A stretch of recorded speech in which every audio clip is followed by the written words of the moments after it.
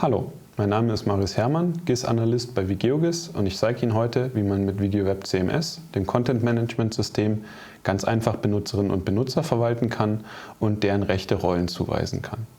Dafür logge ich mich hier im WigiWeb CMS ein und ich bekomme im ersten Schritt den Benutzermanager. Hier sehe ich alle Benutzer, die momentan Zugriff auf WigiWeb haben, mit deren Namen, Unternehmen und Abteilungen, E-Mail-Adressen und Login-Namen.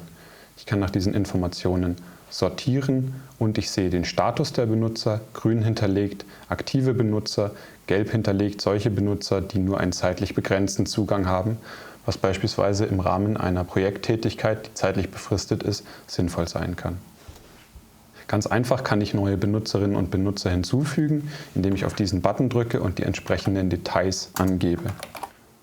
In diesem Beispiel möchte ich nun für meine neue Kollegin Anna Meyer einen Account anlegen.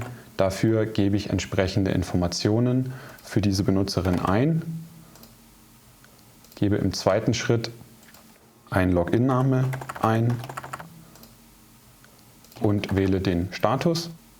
Und im letzten Schritt lege ich fest, welche Rollen diese Benutzerin haben soll. In diesem Fall soll die Benutzerin Download- und Upload-Funktionalität nutzen können und Deutschland-Daten sehen können. Nachdem ich die Benutzerin angelegt habe, kann ich durch Klick auf das E-Mail-Icon eine Einladung versenden. Die Benutzerin bekommt eine E-Mail mit dem Zugang und kann ihr Passwort vergeben. Genauso einfach kann ich auch Benutzer löschen oder bearbeiten. Gerade eben haben wir schon die Rollen gesehen, die wir der Benutzerin zugewiesen haben.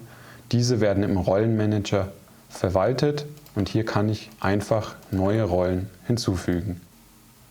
Über die Rollen wird dann wiederum gesteuert, welche Daten in Form von welchen Layern jeder Benutzer sehen darf.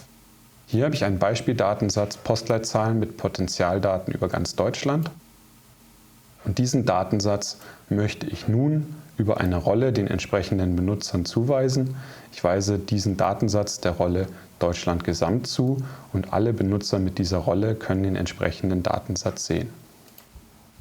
Vielleicht haben Sie auch Kolleginnen und Kollegen, die nur für ein bestimmtes Gebiet zuständig sind, die nur Daten aus einem bestimmten Gebiet sehen wollen. In diesem Fall habe ich ein Beispiel für Daten aus dem Südosten Deutschlands und mein Kollege Peter Müller soll nur diese Daten im Gebiet Südost sehen. Dazu weise ich ihm eine entsprechende spezielle Rolle zu und wenn ich die Rolle ausgewählt habe, kann ich diese Rolle Gebiet Südost dem entsprechenden Benutzer Peter Müller zuweisen. So stelle ich sicher, dass Peter Müller nur die Daten aus seinem Gebiet, die für ihn relevant sind, sehen kann. Das war ein kurzer Überblick, wie man Benutzerinnen und Benutzer und deren rechte Rollen in WigiWeb CMS einrichten kann. Wir freuen uns über Ihre E-Mail oder Ihren Anruf. Sie können auch gerne Kommentare hinterlassen und wir freuen uns, wenn Sie auf dem YouTube-Kanal von WGeoGIS nochmal vorbeischauen. Danke und Servus.